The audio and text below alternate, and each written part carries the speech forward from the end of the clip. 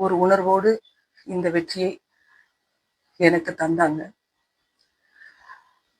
நான் ஆர்வமோடு என் மக்களுக்காக உழைக்க வேண்டும் என்ற உணர்வோடு நான் இந்த பணியை தொடங்க ஆர்வமாக நான் பதவி ஏற்க சென்ற போது அனைத்திந்திய அண்ணா திராவிட முன்னேற்ற கழகத்தில்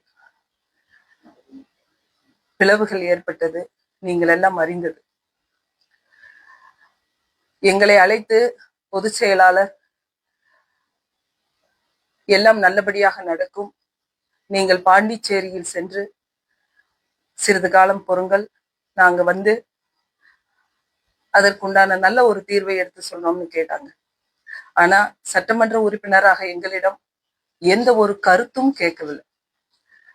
எந்த ஒரு ஆட்சியும் எந்த ஒரு கட்சியும் ஒரு முழுமையான ஆட்சி அமைக்கக்கூடிய ஒரு நிலை இல்லாத பட்சத்தில்